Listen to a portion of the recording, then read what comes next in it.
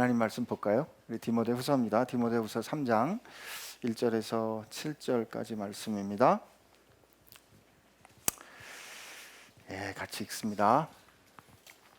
너는 이것을 알라. 말세에 고통하는 때가 이르러 사람들이 자기를 사랑하며 돈을 사랑하며 자랑하며 교만하며 비방하며 부모를 거역하며 감사하지 아니하며 거룩하지 아니하며 무정하며 원통함을 풀지 아니하며 모함하며 절제하지 못하며 사나우며 선한 것을 좋아하지 아니하며 배신하며 조급하며 자만하며 쾌락을 사랑하기를 하나님 사랑하는 것보다 더하며 경건의 모양은 있으나 경건의 능력은 부인하니 이 같은 자들에게서 내가 돌아서라.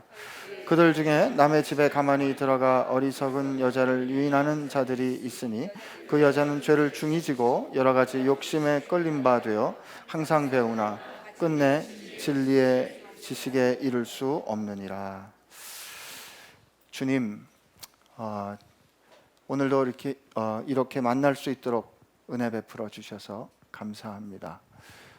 우리가 숨쉬고 살 수 있는 것 주님의 은혜인 것 알아서 우리가 인생 앞에서 겸손하게 해주시고, 그래서 두려움을 가지고 주님 앞에 서는 저희들 되게 하여 주옵소서. 계시의 영이신 성령께서 우리와 함께 하여 주셔서 오늘 그리고 이후로 우리가 함께 말씀을 나누는 가운데 정말 우리가 어떤 그리스도인 되어야 하는지를 가르쳐 주시고 새롭게 하여 주옵소서. 예수님의 이름으로 기도합니다. 아멘. 오늘이 5월의 마지막 날이고 그렇게 보면 금년이 이렇게 휙 하고 이제 절반이 가는 것 같아요, 그죠? 여름이 벌써 온 것 같고, 그리고 이제 그동안에 설교했던 말씀들을 제가 한번 이렇게 쭉 돌이켜 보니까 마가복음이 끝난 다음에 하나님의 나라에 대해서 쭉 생각을 좀 하고, 최근에는 순례자의 노래라는 제목으로 우리가 하나님 앞에서 어떤 노래를 고백했고 또 하나님이 어떤 노래를 들려주셨고 마지막으로 주님께서 우리를 향하여 어떤 축복성을 들려주셨는지를 같이 나누었어요.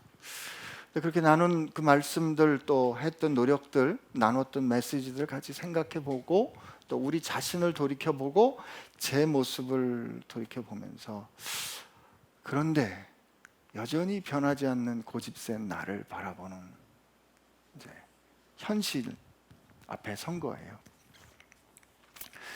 그래서 다시 한번 하나님 앞에서 우리가 새롭게 결심하고 근본적인 질문을 다시 한번 하는 기회를 좀 가졌으면 좋겠다 하는 두려움이 좀 생겼습니다. 왜냐하면 우리가 교회 와서 말씀을 듣고 베이직 교회가 얼마나 좋은 교회인지, 지금 베이직 교회가 어떻게 예배하고 여기서 어떤 메시지가 선포되고 성도들이 어떤 삶의 모습을 살아가는지를 많은 분들이 관심을 가지고 보신답니다. 신학교 교수님들도 많이 물어보신대요. 그래서 그렇게 좋은 교회가 되면 좋은 교회에 다니는 것으로 나는 신앙적인 수준이 이 정도는 돼. 이렇게 괜찮은 교회에 다니고 괜찮은 메시지에 아멘할 줄 알고 괜찮은 메시지를 찾아다닐 줄 아는 나는 이 정도는 돼 라는 생각을 우리가 갖기 쉽거든요. 그러나 그럼에도 불구하고 우리가 그렇게 예배 시간에 아멘하고 또 그렇게 하나님 앞에서 결심하고 때로는 눈물도 흐리고 결심하지만 그 결심과 그 아멘이 우리가 일상의 삶에서 무엇을 먹을까, 무엇을 입을까의 결정과 연결되지 않으면, 다시 한번요, 우리가 하나님 앞에서 정말 그렇습니다, 나 정말 주님 뜻대로 살래요 라고 결심했단 말이에요. 손들고 눈물 흘리면서.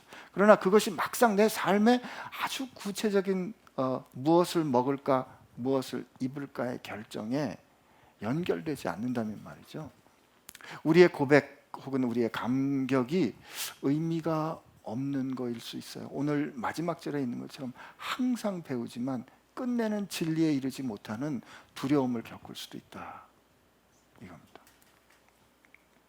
그래서 오늘 이 말씀을 볼 때 우선은 이 말씀 전체 이 말씀에 두 가지 명령이 있습니다. 첫째는 너희는 알라, understand this 이렇게 돼 있어요. 이것을 이해하고 깨달으라, 이게 첫 번째고요. 두 번째는 그러므로 그들로부터 돌이켜라, 그들로부터 떠나라, 이게 이제 명령이에요. 두 가지. 성경 읽을 때 동사로 된 명령이 액션이에요. 그게 액션 커맨드. 그거 우리 받아들여야 돼요. 근데 그게 왜 그런가를 이제 가르쳐 주는 말씀들이 그 안에 있는 거죠. 마지막 때가 이르면 이런 사람들의 삶의 모습이 드러난다 하는 건데, 오늘 우리가 그런 삶의 모습들이 있지 않나 하는 겁니다. 그래서 저와 여러분이 그냥 솔직하게, 이게 제 고민이길 바랍니다. 우리 금년에 시작해서 한 5개월을 같이 말씀을 듣고 살아오는 동안에 여러분은 얼마나 여러분들의 삶이 바뀌었다고 생각이 되십니까? 예수님을 만나고 말이죠, 성경에는 어떻게 되어 있냐면 삭개오가 예수님을 만난 다음에 그날 바뀌었어요. 뭐가 바뀌었어요? 뭐가 털렸어요? 그분 지갑이 털렸잖아요. 예수님이 그 집에 들어와서 성경 공부하신 것도 아니잖아요. 삭개오야, 내가 오늘 너희 집에 가서 좀 있어야 되겠다. 그랬더니 잔치 벌이고 난 다음에 삭개오가 뭘 했어요? 주님, 내가 사실은 여러 사람들 많이 뺏었는데, 도둑질했는데, 도둑질한 거 있으면 4배나 갚고 내 가진 것을 절반을 나눠서 가난한 사람들에게 나누어 주겠습니다 라는 변화가 일어났어요. 또 어떤 변화가 일어났어요? 어떤 변화를 예수님께서 또 요구하셨어요? 예를 들면 여러분들하고 나눴던 말씀이에요. 부자 관원에게 예수님께서 뭘 요구하셨어요? 어렸을 때부터 나는 거짓말도 안 했고 부모도 잘 공경했고 가늠하지도 않았고 살인하지도 않았습니다. 그래, 너 다 잘했구나. 너 한 가지 부족한 게 있어. 너 가진 거 다 팔아서 가난한 사람들에게 나눠주고 그리고 너 나를 따라. 그랬더니 가진 게 많아서 그가 주님을 좇지 못했다 했습니다. 그때 왜 그런 어려움이 생겼을까? 주님께서 우리에게 그 부자 관원을 통해서 가르쳐 주시는 게 뭘까? 자기 중심의 나를 위하여 사는 삶에서 이제 하나님께서 귀중하게 여기신 누군가 또 다른 나를 존중하는 삶으로 생각하는 삶의 전환, 태도의 전환, 관점의 변환, 이런 변화가 그리스도인 된다. 이게 복된 삶이다, 이런 말씀들 여러분하고 나눈 적이 있어요. 그런데 오늘 우리 삶에 그런 진짜 변화가 일어나지 않는다면, 나는 주님을 그렇게 사랑하는데 여전히 명품에 눈이 가고 말이죠. 나는 여전히 좋은 옷을 입어야 그냥 충족이 되는 나, 좀 멋진 음식점에 가서 비싼 돈을 내고 남들은 잘 안 먹는 음식을 먹을 때 아무도 모르게 저 깊은 곳에서부터 올라오는 뭔가 그 만족감 말이죠, 그렇죠? 그리고 제가 저랑 같이 교제했던 어떤 선교사님이, 그분을 서포트하는 분이 그렇게 말씀하셨대요. 무슨 음식을 먹으러 가자 그랬더니 이렇게 말씀하셨대요. 이런 건 먹지 마. 이런 건 먹지 마. 그리고 이제 아주 좋은 음식을 사주신 거예요. 그러면 이런 건 먹지 마, 그리고 좋은 음식을 사줄 때 이게 제가 좀 이 벨이 틀려서 하는 거니까 여러분들 이해하시길 바랍니다. 이런 건 먹지 마 그러면서 사줄 때 그 선교사가 낯설어 하면서 집사님 이거 왜 이렇게 맛있어요? 저 이런 거 처음 먹어봐요. 그럴 때 그런 거 처음 들어보세요 라는 그 사랑스러운 격려에는 그 이면엔 뭐가 있을까 하는 질문을 해보는 거예요. 어저께 우리 그 성경 읽기 섬김이들하고 같이 모여가지고 서로 연관이 없는 것 같은 단어를 제가 17개를 드리고 한번 묶어보라 그랬어요. 서로 연결된 것끼리 한번 묶어보세요 그랬는데, 어쩌면 똑같이 묶은 사람이 하나도 없어요. 우리 김영중 목사님은 목사님답게 남자와 여자, 아이, 몸, 하나님 이렇게 딱, 하나님이 남자와 여자를 만드시고 이렇게 이 목사님 같이 딱 묶었어요. 야, 역시 목사님이다 싶었는데, 어떤 분들은 여자와 아이와 뽀로로와 집 뭐 이렇게 묶으신 거예요. 왜 이렇게 묶었습니까? 이건 여자가 하는 일이라는 거예요. 똑같은 단어를 묶는 거는 서로 다른 이유로 묶더라고요. 이건 무슨 뜻이에요? 사물을 바라볼 때는 우리의 결정에는 그냥 아무 의미가 없는 결정인 것 같지만 사실은 그 결정을 드러내는, 그 결정을 만들어내는 뭔가 이야기가 있어요. 그 이야기가 우리 삶을 사실은 끌고 가는 거란 말이에요.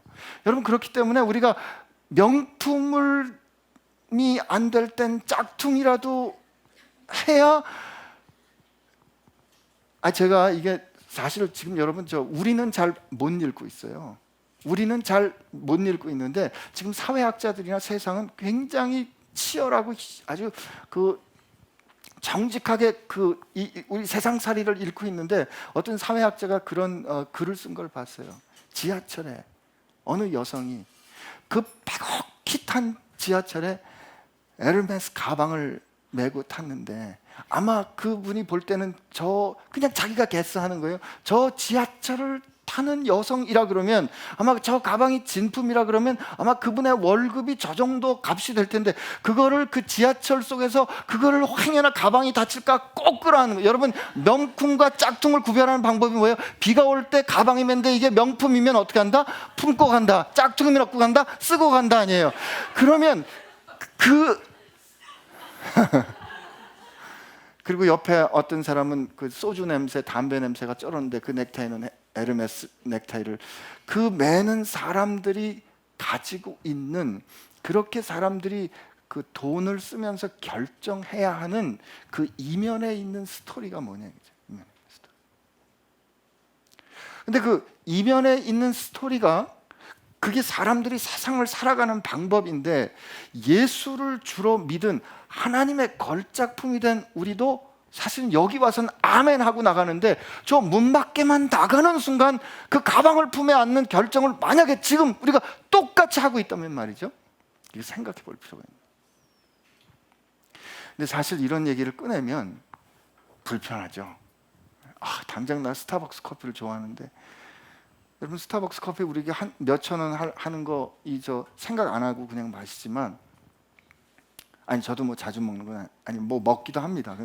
뭐 정직해야지. 근데 그렇지만 이 스타벅스 커피가 여러분 하루에 한 잔 하면은, 하루에 한 잔 먹는다고 생각하면 6만 원, 한 달 20일 잡으면 얼마죠? 뭐 12만 원 정도 되죠. 이게 12만 원이면은요, 절대 빈곤인 나라의 그 4인 가족이 한 달 수입입니다. 이런 계산법이 연결이 되면 불편해지는 거죠. 그죠? 이게 차라리 그냥 목사님 그러지 말고 단기 선교 가라 그러세요. 그냥 저 선교사님도 후원하라 그러세요. 저 아프리카에 있는 어린이 하나 한 달에 5만 원씩 해서 그냥 품으라고 해주세요. 스타벅스 커피 먹지 말고 뭐 이런 거 하지 말고 저런 거 하지 말, 그런 얘기는 하지 말고 차라리 그냥 이렇게 하라. 그게 편하죠. 그죠? 근데 제가 오늘 이 불편한 거를, 저도 사실 이게 쉽지 않아요. 왜냐하면 이렇게 말하면, 이렇게 결정하고 나면 나부터 포기할 게 많거든요. 저부터 뒤집어야 될 게 많아요. 그러나 그럼에도 불구하고 생각하지 않을 수 없다 이거예요. 왜냐면 우리가 살아가는 동안에 이거는 그냥 살아가는 건데, 뭐 남들이 다 이렇게 하는 건데, 뭐 이건 내가 벌어서, 내가 정직하게 벌어서 내가 쓰는 건데 이걸 가지고 왜 뭐라 그래 라고 생각하는 그 밑에 담겨있는 생각들과 세계관에 우리가 동의하는 거기 때문에 그래요. 사실 지금 이 시대를 끌고 가고 있는 큰 아주 절대적인 생각 중에 하나가 개인주의입니다. 내가 인생을 나를 실현하고 내 욕망을 채우는 게 인생을 통해서 내가 할 일이라고 생각하는 거죠. 사실 이게 우리나라가 그동안에 이 사회학자들의 평가에 의하면 이 해방이 되고 전쟁이 됐을 때 완전히 파괴됐잖아요. 그리고 나라가 60년대 이 재건이 되면서 60년대 그때 이상들은 그때 정치를 잡았던 권력은 나라를 재건해야 된다는 생각으로 이 표준화된 시민, 집단화된 시민의 어떤 정신을 목표로 삼았어요. 제가 초등학교 다닐 때 그때가 60년대 말 내가 굉장히 오래된 사람 같잖아요. 어쨌든 70년대로 칩시다. 70년대 제가 초등학교, 중학교를 다녔는데 우리 그때 어떻게 했는지 아세요? 길 가다가 오후 5시가 되면 나는 자랑스러운 태극기 앞에 조국과 민족의 무궁한 영광을 위하여 몸과 마음을 바쳐 충성을 다할 것을 굳게 다짐합니다. 동해 이게 했단 말이에요. 국제시장에도 나오잖아요. 부부싸움 하다가 이렇게 하면서 여러분 이게 그 당시 우리를 끌고 갔던 생각이에요. 우리 모두에게 그러므로 우리는 한 민족, 같은 민족 이런 생각이 있었어요. 우리 아버지 세대는 그렇기 때문에 어떤 생각을 가졌냐면 내가 내 자녀를 위해서 희생해야지, 미래를 위해서 내 오늘의 삶을 유보해야지 하는 생각들을 가지고 살았단 말이에요. 그러나 이게 80년대 후반에 들어오고 90년대로 들어가면서부터 이 숨겨졌던 개인들이 폭발되기 시작했어요. 그게 1997년 IMF에 들어오면서 그게 이 80년대 후반부터 우리 올림픽을 기점으로 해가지고 이 자신의 욕망을 충족하기 시작하는 이 개인들의 욕구가 이렇게 점증하기 시작하다가 이 90년대 말 97년 IMF 맞기 전에 사실 김영삼 정부 때 우리 달러 값이 얼마나 싸졌습니까? 그때 우리도 이렇게 잘 살게 됐나 하고선 이 개인들이 자기 욕망을 충족하는 이 욕구가 증가하다가 우리가 IMF를 맞았거든요. 그러니까 자기 욕망을 추구하는 게 아주 굉장히 올라가는 그 정점에서 우리 사회는 이게 확 떨어진 거예요. 그러니까 욕망은 올라가는데 이 좌절이 경험되기 시작하면서 이때부터 한국 사회의 분노와 갈등이 심해졌다. 그러나 어쨌든 그 안에는 내가 내 능력으로 벌어서 내가 원하는 것을 하겠다는데 뭐가 잘못이야 라는 거죠. 옳고 그름을 결정하는 것도 나고, 이게 포스트 모던의 주장이죠, 그죠? 이 내가 하는 결정에 가치를 부여하는 것도 나예요. 근데 이제 이런 것들이 어떻게 표현이 되는가? 거기와 함께 요즘 우리 한국 사회의 이 명품의 이 바람이 불면서 말이죠. 저도 깜짝 놀랐어요. 그 짝퉁 광고가 이 중앙일간지 인터넷 홈페이지에도 나오잖아요, 그죠? 아닌가요? 이게 뭐 유재석 명품 시계 80% 딱 그걸 눌러보면 짝퉁 홈페이지로 가는 거죠. 명품을 사모하고 명품을 소비하는 이런 풍조가 이렇게 우리 사회에 이렇게 풍성해지기 시작했는데, 그게 왜 그런가 하면은 사실은 여러분 명품은 좋습니다, 물건이. 그죠?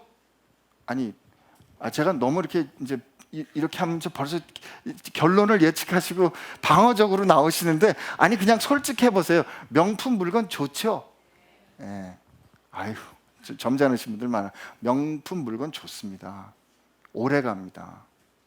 그러나 그 명품 물건이 좋고 오래 가는 거에 비해서 그 물건의 질에 비해서 사실은 치르는 값이 엄청 셉니다. 많은 값을 치러야 사실은 그 물건을 가질 수가 있어요. 근데 많은 값을 치르고 그 물건을 가지는 게 왜 사모가 될까? 사실 손해잖아요. 그 바보 아니에요? 그죠? 제일 원망스럽고 속상할 때가 뭐예요? 그런 명품 팍팍 사면서 시장에 가가지고 콩나물 100원을 깎으려는 그 아주머니의, 죄송합니다, 여성을 얘기해서 아주머니의 혹은 아저씨의 뒷모습 볼 때 속상한 게 우리네 정서 아니에요? 그러나 어쨌든 그렇게 그 값을 팍팍 치르는 그 밑에 있는 주장이 뭘까요? 뭐 같아요, 여러분? 여러분, 진짜 명품을 소모하기 위해서는 뭐가 희소성의 가치가 있잖아요. 아무나 그거를 소비하지 못합니다. 그렇다면 자기가 원하는 명품을 제대로 된 값을 치르고 내가 그것을 소비할 수 있는 사람이다가 어떤 메시지가 될까요? 나는 이것을 살 수 없는 그대들하고는 뭐다? 다른 사람이라는 거죠.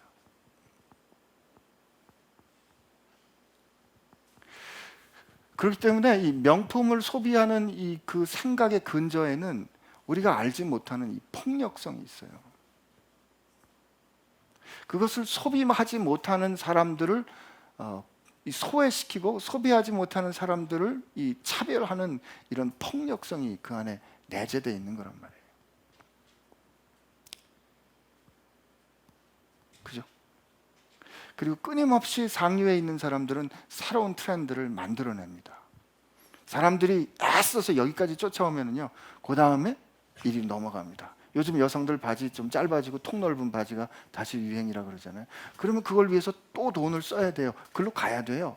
그러면 그걸 쫓아가지 못하는 사람들은 그거를 쫓아가야 자기가 사회에서 그런 클래스에 들어간다고 생각하기 때문에 있는 힘을 다해서 거기에 그냥 끌려가는 거예요. 여러분, 이런 사람들이 자기가 가진 능력을 그렇게 자기 원하는 대로 그걸 소비함으로써 다른 사람들과 스스로를 구별하는 폭력성이나, 원하지 않지만 내가 그렇게 결정된 거에 쫓아가지 않으면 내가 너무 소외당한 것 같으니까 속상하니까 억지로 있는 힘껏 당해서 가랭이가 찢어지도록 쫓아가려는데 오는 폭력성이나, 여러분 이게 다 폭력적이에요. 그리고 거기에 참여하지 못해 아예 소외된 사람들이 가지는 그 울분과 분노는 뭐예요? 사실 그들이 가난하기 때문에 갖지 못해서 그걸 소모하지 못해서 분노하는 것 자체가 의로운 건 아닙니다. 왜냐하면 그들도 똑같은 욕구를 가졌기 때문에, 똑같은 욕망을 가졌기 때문에 사실은 이게 같은 거죠.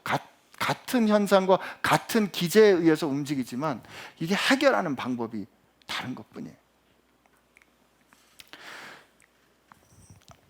왜 오늘 설교를 하라 그랬는데 자꾸 명품 얘기를 하냐, 그런 말씀을, 질문이 드시겠지만, 너희는 이것을 알라. 마지막 때 사람들이 자기를 사랑하고 돈을 사랑한다고 했어요.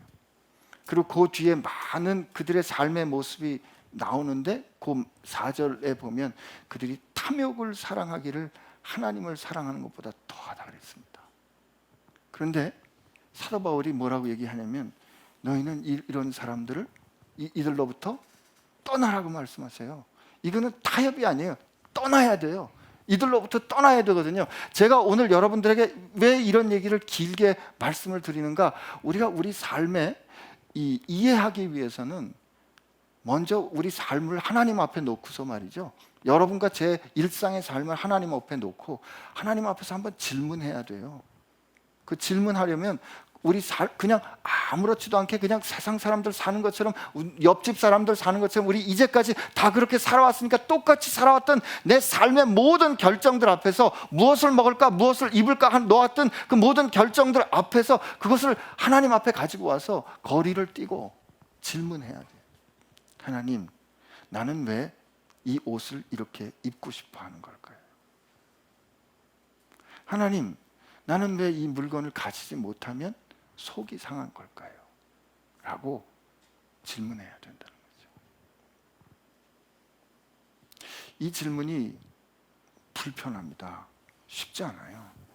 예수님 앞에 그 율법 선생님이 와가지고 이렇게 질문합니다. 선생님, 뭐가 계명의 요약입니까? 예수님이 말씀하시죠. 예, 하나님을 목숨을 다해서 사랑하고 내 이웃을 내 몸과 같이 사랑해라. 선생님 옳습니다.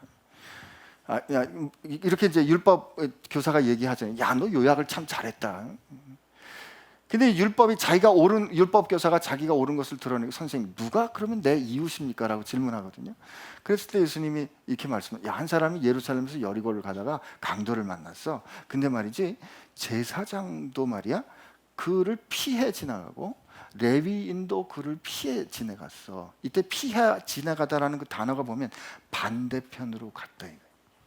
그런데 사마리아 사람이 있잖아. 그가 가까이 가가지고 그를 자기 나귀에 태워서 그를 여관에 데우고 씻어주고 기름을 바르고, 그리고 그 다음날 이 사람을 치료해주고 돈을 주면서 모자란 게 있으면 내가 갚을게요 얘기했단다. 그러면 너희가 생각할 땐 누가 이웃 같으냐? 지금 누가 내 이웃입니까? 라고 율법 교사가 물어봤어요. 그랬을 때 율법 교사가 뭐라고 대답하냐면, 그에게 자비를 베푼 자니이다, 이렇게 대답합니다. 근데 저는 이게 예수님께서 우리는 이걸 선한 사마리아인의 비유 이렇게 우리는 말을 하지만, 사실 여러분 이게 우리로 요즘식으로 말하면 이런 거예요. 예를 들면, 지금 이 기독교인이 하나 이 길을 가다가, 교회 다니는 사람이 하나 길을 가다가 넘어졌단다.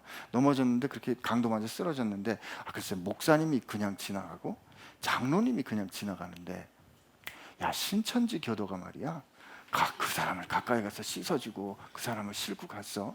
네가 생각할 땐 누가 이웃 같으냐? 그럼 여러분 뭐라고 대답하실래요? 쉽게 답 못하는 거죠. 그러니까 그 사람도 그렇게 대답한 겁니다. 사마리아 사람입니다가 아니라 자비를 베푼 사람입니다. 사마리아 사람이라고 말하려면 이게 우리가 신천지 말하거나 혹은 그리스도인들이 이슬람 사람 말하는 것처럼 전혀 섞일 수 없는 이질적인 사람이에요. 누가 내 이웃입니까? 라고 생각했을 땐 끼리끼리 내가 편안한 사람, 내가 마음대로 먹는 것도 그렇고 입는 것도 그렇고 좀 생각하는 것도 그렇고 비슷한 클래스에 있는 사람, 그런 사람들끼리 우리가 통하는, 그게 이웃이라고 생각하기 쉽단 말이에요. 그런데 예수님께서 네가 지금 종교적인 편향성이나 네가 종교적인 멤버십을 가진 게 중요한 게 아니고 진짜 하나님께서 원하시는 뜻대로 결정했어, 행동했어, 그게 진짜야 라고 말씀해 주시는데, 그 비유를 하필이면 이 사람이 아주 불편하게 만들어 주시는 거예요. 그래서 뭐라고 대답하냐면 자비를 베푼 사람입니다. 예수님은 우리의 실상을 가르쳐 주시는데, 우리의 실상을 깨우쳐 주시는데 우리가 불편할까 봐 주저하지 않으십니다. 왜냐하면 그렇게 불편할까 봐 그냥 그대로 여기 교회는 다니고 세상에 나가서는 똑같이 결정하고 교회는 다니고 그저 그러한 사람들끼리 모이고 교회는 다니지만 그저 그러한 사람들이 똑같이 모이는 똑같은 방법으로 세상살이를 하는 사람들 앞에는 확 정신 차리도록 깨는 챌린지가 없으면 절대 안 바뀌거든요. 근데 절대 안 바뀌면 오늘 있는 말씀처럼 항상 배우지만 끝내 진리에 이르지 못한다는 거예요. 이것처럼 비극스러운 게 없어요. 그렇기 때문에 앞으로 여러분하고 제가 이 말씀을 쭉 읽어가면서 이 시리즈의 말씀을 우리 같이 이렇게 묵상하는 동안에 힘들지만 우리 현실 앞에 마주서야 될 일들을 제가 가지고 와보려고 그래요. 그래서 우리가 그냥 이제까지 별 생각 없이 그냥 인정하고 살았지만 그 밑에 흐르고 있는 생각들을 그게 얼마나 탐욕스러웠던 생각들인가 라는 것도 우리 한번 좀 돌이켜보자는 거죠. 오늘 들어왔던 명품 얘기로 다시 한번 좀 돌아가 볼게요. 시계는요, 10,000원짜리 시계가 시간은요 10,000원짜리 시계든지 1억을 호가하는 무슨 루트 비용이 달려있는, 굉장히 유식하죠? 무슨 그 루트 비용인가 하는, 이게 무슨 그 지구에 무슨 뭐 자기장에 영향을 안 주는 뭐, 맞죠? 그죠? 그런 걸 루트 비용이라고 그러죠. 그런 거는 1억을 넘는 시계도 있어요. 자, 그 시계나 10,000원짜리 시계나 사실 시간 가르치는데 별 차이 안 납니다. 그런데 왜 1억짜리 시계를 차면 우리가 기분이 좋을까 하는 이거는요, 그 1억짜리 시계를 차고 향유하는 그 사람이 가지는 너는 누리지 못하는 걸 내가 누릴 수 있다는 거거든요. 근데 여러분, 우리가 만약에 그리스도인이라면, 만약에 크리스찬이라면 이 문제가 간단하지 않아야 돼요. 이게 여러분과 내가 크리스찬이 됐다면 할 수 없이 다뤄야 되는 운명이에요. 왜냐하면 예수님은 이 세상에 오셔서 낮아지시고 가난한 사람들과 같이 되셨어요. 어려운 사람과 같이 되셨어요. 그냥 제가 가난하고 어려우고 이거 그냥 다 빼고 누군가 타인을, 누군가 나와 함께 살아가는 타자를 내 삶의 영역으로 끌어들인 거예요. 친구를 위하여 자기 목숨을 주는 것보다 더 큰 사랑이 없다, 그렇게 예수님께서 말씀하시면서 그 일을 치러내셨거든요. 우리를 살리기 위해서 자기의 목숨을 주시는 예수님의 행위는 우리는 쫓아갈 수가 없어요. 그러나 예수님께서 우리에게 내가 너희를 사랑한 것처럼 너희도 서로 사랑하라고 말씀하시면서 우리의 삶의 영역에, 우리가 살아가는 삶의 생각 가운데, 우리가 결정 가운데 누군가 다른 사람을 배려하고 다른 사람을 고려하는, 타인을 인정하는 삶으로, 공동체적인 삶으로 우리를 끌어오셨단 말이에요. 이게 우리가 예수님 그렇게 배운 거예요, 여러분.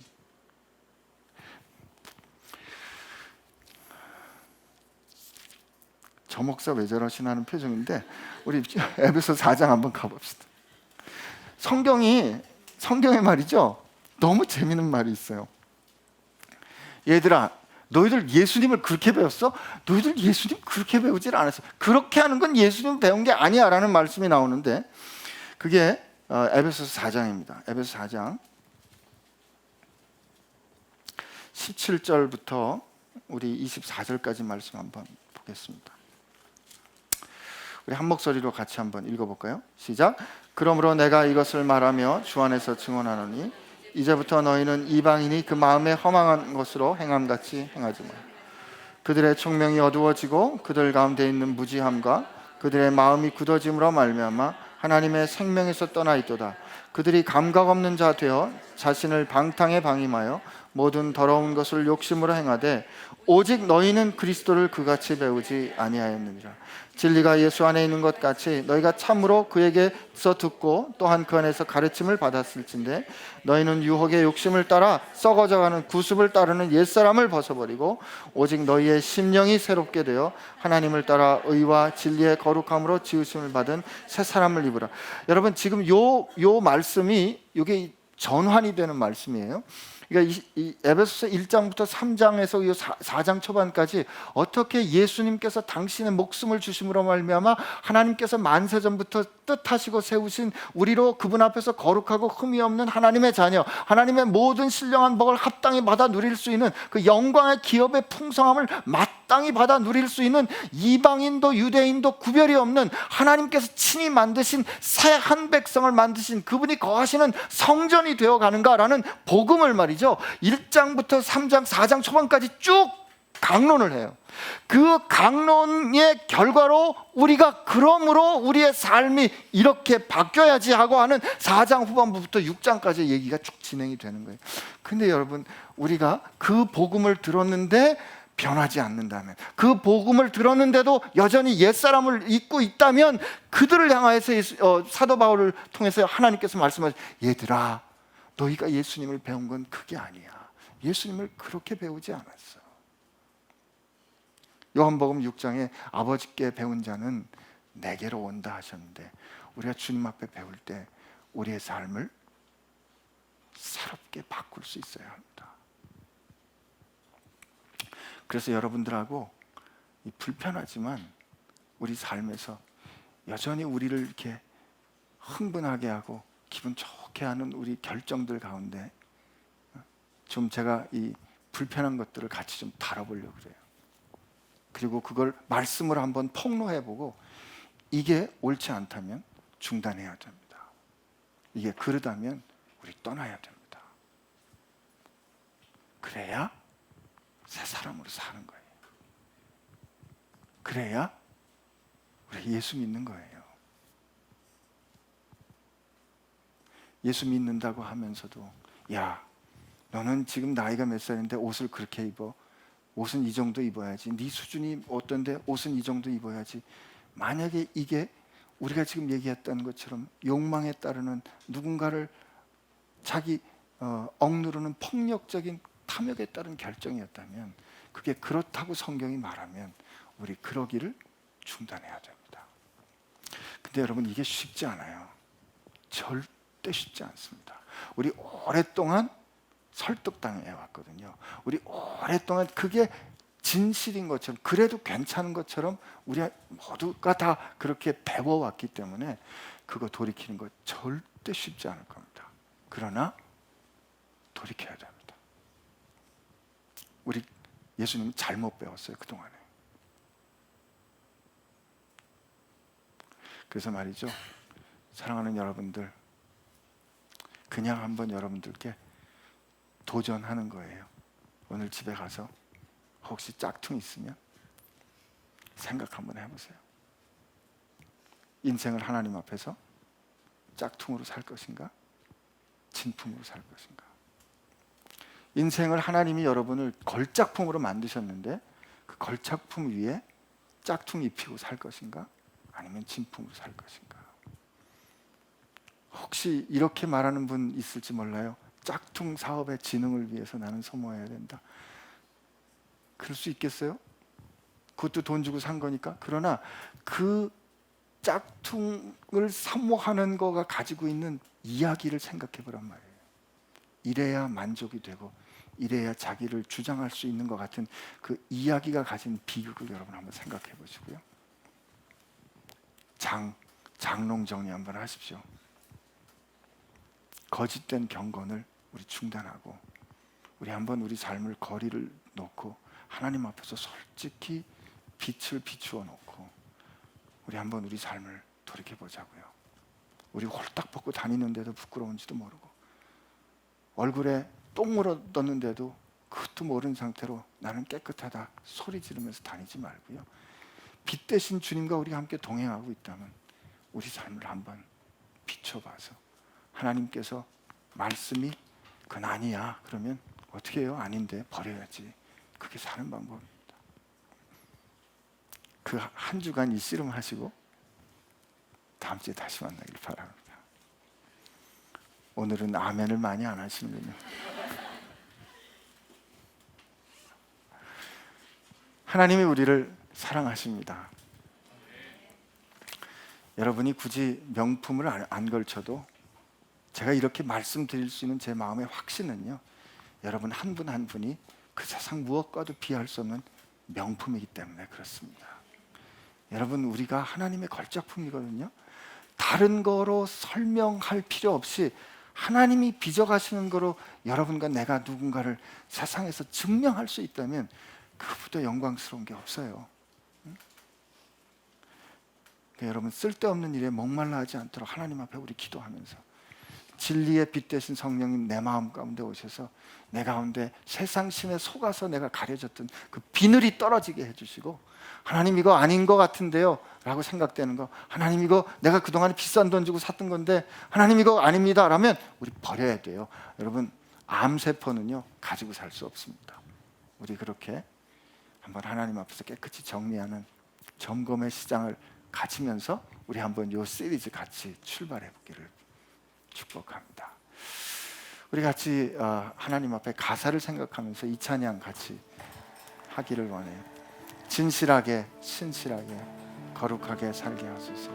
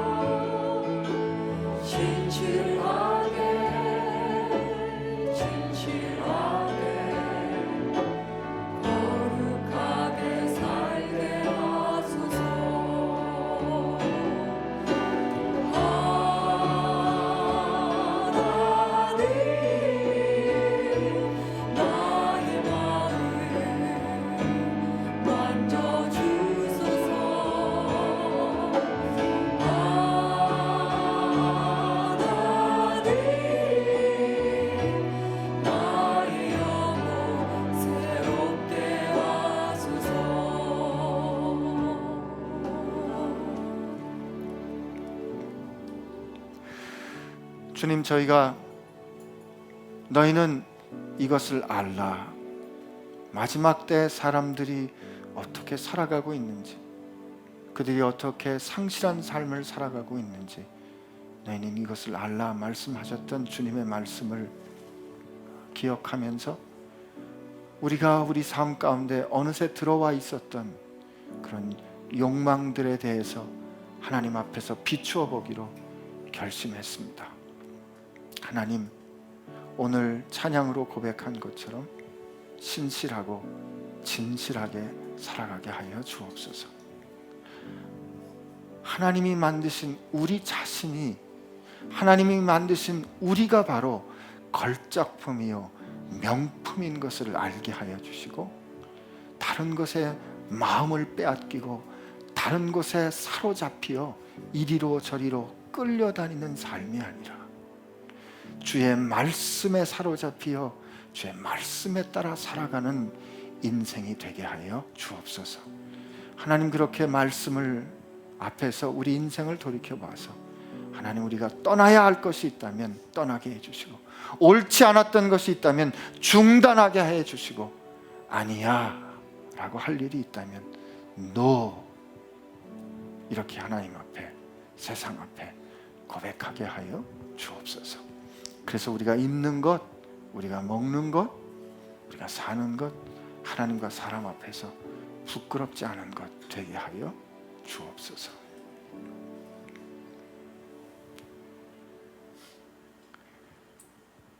이제는 우리로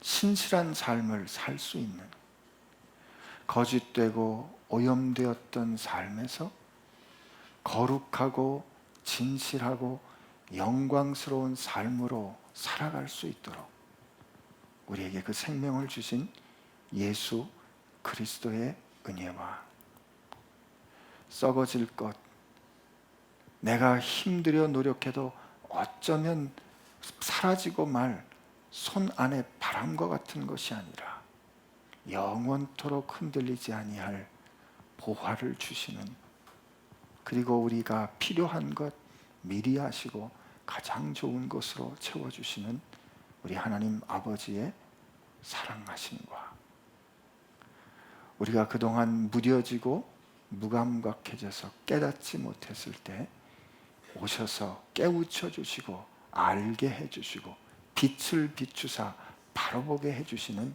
성령님의 역사하심이 이제 참된 경건의 삶을 살기로, 새롭게 출발하기로 결심하는 사랑하는 지체들과 함께 하시기를 주의 이름으로 축원하옵나이다. 아멘.